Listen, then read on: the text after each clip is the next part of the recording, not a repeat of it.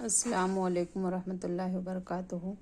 آداب زندگی اس کتاب سے آج ہم 9واں باب خوف و ہراس کے آداب کا مطالعہ کریں گے۔ نمبر 1، اعدائے دین کی قتل و غارت گری، ظلم و بربریت اور فتنہ فساد کی ہیبت ہو یا قدرتی عذابوں کی تباہ کاریوں کا خوف ہو، ہر حال میں مومنانہ بصیرت کے ساتھ اس کے اصل اسباب کی کھوج لگائیے اور سطحی تدبیروں پر وقت ضائع کرنے کی بجائے کتاب و سنت کی بتائی ہوئی حقیقی تدبیروں پر اپنی ساری قوتیں مرکوز کر دیجیے۔ قرآن پاک میں ہے وَمَا أَصَابَكُم مِّن مُّصِیبَةٍ فَبِمَا کَسَبَتْ أَیْدِیکُمْ وَیَعْفُو عَن کَثِیر۔ ترجمہ: اور تم پر جو مصائب آتے ہیں وہ تمہارے ہی کرتوتوں کا نتیجہ ہے، اور خدا تو بہت سی خطاؤں سے درگزر کرتا رہتا ہے۔ اور قرآن پاک ہی میں اس کا علاج بھی بتا دیا ہے وَتُوبُوا إِلَى اللَّهِ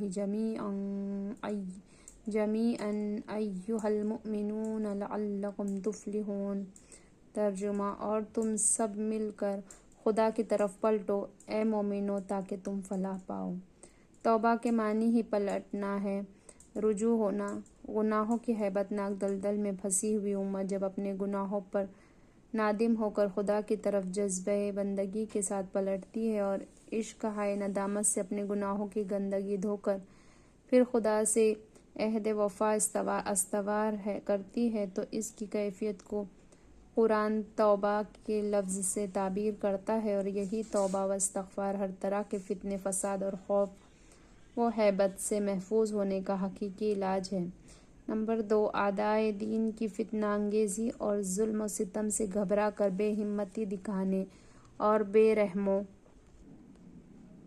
رحموں سے رحم کی بھیک مانگنے کی ذلت سے کبھی اپنی ملی زندگی کو داغدار نہ کیجیے، بلکہ اس کمزوری پر قابو پانے کے لیے کمر ہمت باندھیے جس کی وجہ سے آپ میں بزدلی پیدا ہو رہی ہے اور اعدائے دین کو آپ پر ستم ڈھانے اور آپ کو ہڑپ کرنے کی جرأت پیدا ہو رہی ہے۔ نبی صلی اللہ علیہ وسلم نے اس کی 2 وجہ بتائی ہیں۔ نمبر 1، دنیا کی محبت۔ نمبر 2، موت سے نفرت۔ یہ عزم کیجیے کہ آپ نہ صرف اپنے سینے سے بلکہ ملت کے سینے سے ان روگوں کو دور کر کے ہی دم لیں گے۔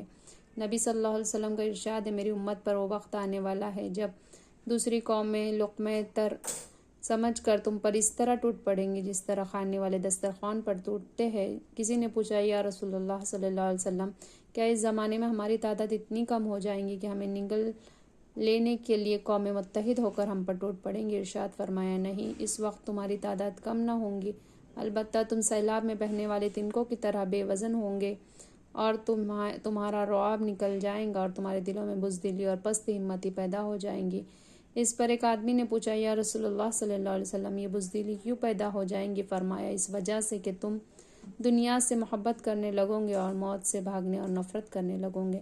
نمبر 3، نفس پرستی، عیاشی، عورتوں کی سربراہی اور معاصی سے اپنے معاشرے کو پاک کیجیے اور اپنی اجتماعیت کو مضبوط سے مضبوط تر بنا کر اجتماعی قوت کے ذریعے فتنہ فساد کو مٹانے اور ملت میں شجاعت، زندگی اور حوصلہ پیدا کرنے کی کوشش کیجیے۔ نبی صلی اللہ علیہ وسلم کا ارشاد ہے، جب تمہارے حکمران اچھے لوگ ہوں گے اور تمہارے خوشحال لوگ سخی اور فیاض ہوں اور تمہارے اجتماعی معاملات باہمی مشورے سے طے پاتے ہوں تو یقیناً تمہارے لیے زمین کی پشت پر زندگی اور زمین کی گود میں موت سے بہتر ہے، اور جب تمہارا امراء اور حکمران بد کردار لوگ ہوں اور تمہارے معاشرے کے مال و زر پرست اور بخیل ہو تو تمہارے معاملات تمہاری بیگمات کے ہاتھوں میں ہو تو پھر تمہارے لیے زندگی کی گود یعنی موت، زمین کی پشت یعنی زندگی سے کہیں بہتر ہے۔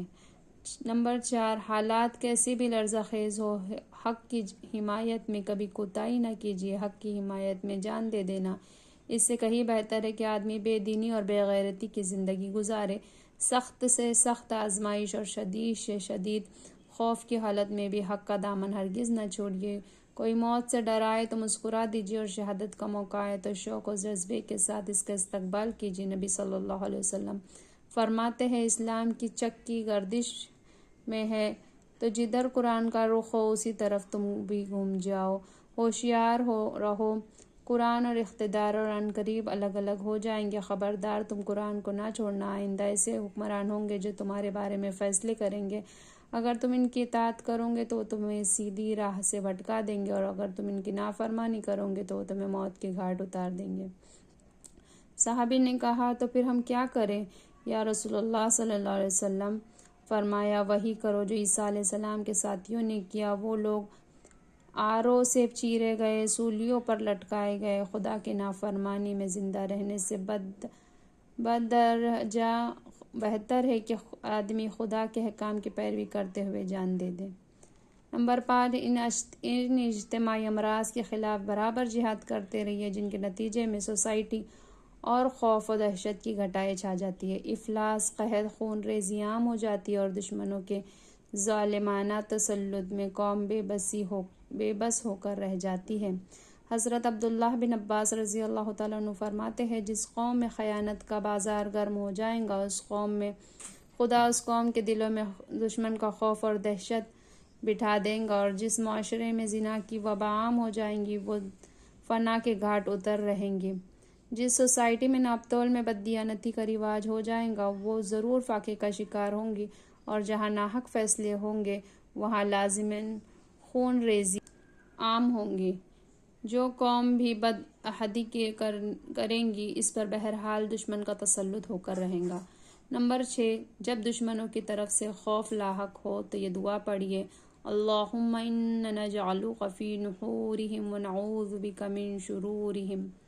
ترجمہ، خدایا ہم ان دشمنوں کے مقابلے میں تجھے ہی اپنا سپر بناتے ہیں اور ان کے شر و فساد سے بچنے کے لیے تیری پناہ لیتے ہیں۔ نمبر 7، اور جب دشمن کے نرغے میں پھنسے ہوئے ہو تو یہ دعا پڑھی، اللہم استر عوراتنا وآمن روعاتنا۔ خدایا تو ہی ہماری عزت و آبرو کی حفاظت فرما اور خوف و ہراس سے امن عطا فرما۔ آمین۔